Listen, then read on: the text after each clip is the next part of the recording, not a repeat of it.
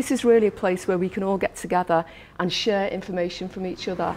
You've got permission to try crazy ideas.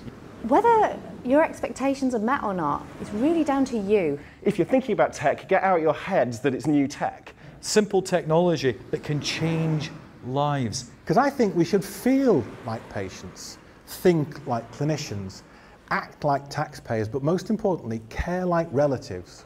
My first impressions was it's very different. You've got a really different, new, fresh approach to delivering something like a conference. I know you've called it an unconference. I think that's exactly the right thing to call it.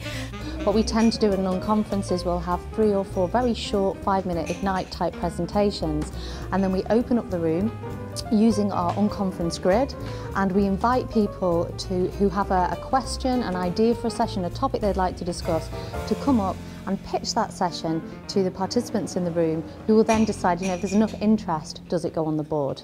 See what happened with the session that said, the patient will see you now, doctor. It's the ethical questions I've been asking related to the use of technology, particularly assistive technology in adult social care. The good thing about these unconferences is that you never really know what to expect. People have came along, pitched some ideas. I went along to one of the workshops. Really good, really good. They had something to either offer or to contribute or to listen to.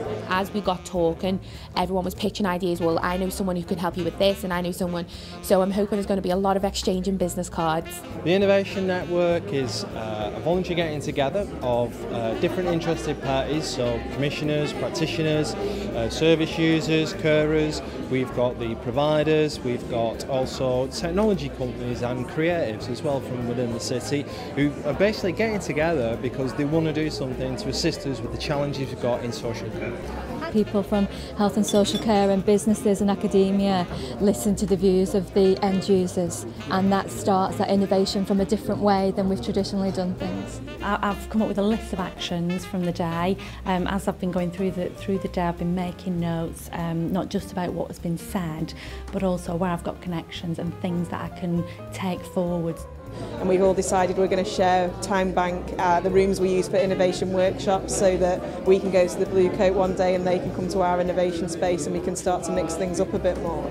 It's about getting the right people in the room, getting interesting people in the room and saying, let's do something. Rather than just talking about it, rather than just identifying what the problems are, it's about doing innovation. My advice, imagine it's in 50 years' time and all the tech's just normal. What's it going to do that's amazing? In the end, it's about how do we save lives, how do we protect lives, how do we look after people, and technology and innovation and exchanging ideas is one way of doing it. And I think we can turn the NHS into winners if we think about people and not diseases. The word opportunities was mentioned earlier on today, and there are many opportunities coming up. It's when things are challenging, that's when the creatives normally make the best of things. Okay. So thank you very much for your time today, and I hope you get a lot out of it.